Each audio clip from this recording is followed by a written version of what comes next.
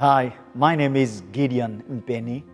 It is a blessing to once again expound and be able to reason together from the scriptures as we look at this topic, worldview, but in particular, we'll be examining biblical worldview. As we endeavor to take the gospel of Christ to the nations amidst all the philosophies and the major world concepts, one wonders as to what will work in a time such as this. Is the gospel still potent enough to save the sins of men? Is the word of God sufficient enough, inerrant, that it will be able to answer the key and cardinal issues that men are facing? You would see in the book of Acts chapter 17 that the Apostle Paul was committed to the preaching of the gospel. And as the Apostle Paul would endeavor to come in every city, whether it was a city marred by religion or marred by philosophers, there is this one line that goes forth. The Apostle Paul reasoned with the people from the scriptures. You see that in Acts chapter number 17 at the beginning. Going to chapter 19 as he finds himself in Athens. Such that then you would understand that as the Apostle Paul goes into these places, there is one key aspect that the Apostle Paul is dealing with. Not only is he dealing with the sin of man, but the Apostle Paul is dealing with the thinking of men. He is addressing the world views of the time. And the way that Paul combats the world views of his day, he does that from the scriptures. In a time that we are in, most philosophers would call it, this is a postmodern era.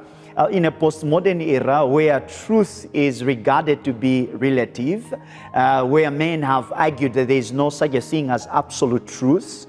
In this postmodern era, there is a notion of thinking that we call secular humanism, which I'm going to look at later on. But at core, what you have is a group of people who have a way of how they would understand and look at life. And that is what worldview is. So I would want to spend these few minutes just to examine what some biblical teachers and scholars have defined what worldview is. Because as Sawyer has said, worldviews are rooted deep in the heart. They are commitments, or these are fundamental commitments. They seem to be true that one cannot imagine them being otherwise. And this is really fascinating. And as you consider that, these are assumptions that reside in the background of all our thinking. So as we are taking the gospel into the world, not only are we dealing with the sin of man, but we are also dealing with the thinking of the age. And men are thinking in a certain way because this does affect both Christians and non-Christians.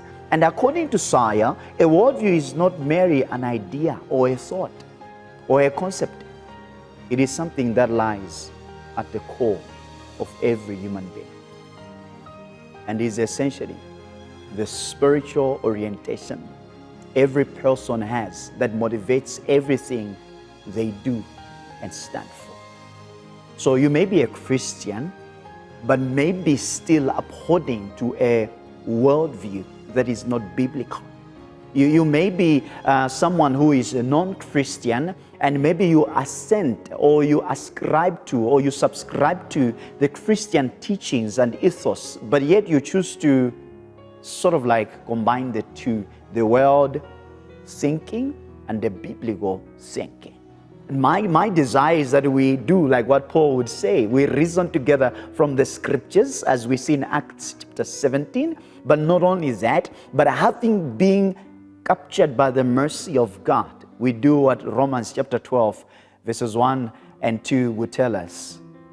We be transformed by the renewing of our minds, that we must no longer conform to this age, but rather as we are conforming to the image of Christ, as God works in us through all things that He is causing to work together for our good as Romans chapter 8, verse 28 and 29 states. So then we come to a place where our thinking is that which is centered on the Bible, and our way of life is not necessarily as our culture dictates, but as the Word of God expects of us. So we have a collection of presuppositions, so that we have a collection of convictions and values that are from the Bible.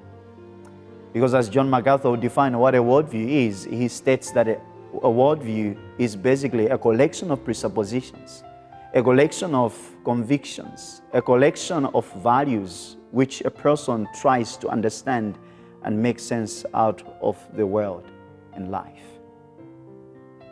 But the question then is, are those presuppositions biblically based, or are they based on what your culture states, which we are going to look at just now?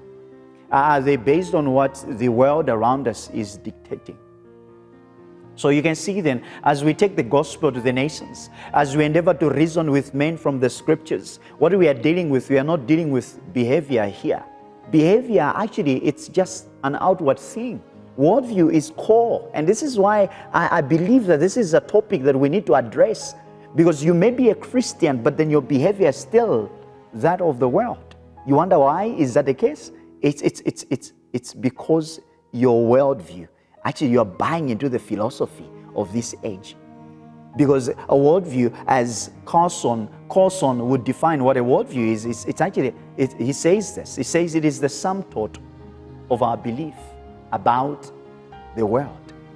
A worldview, simply by Carson, he defines to say, a worldview is the big picture that actually directs our daily actions and decisions.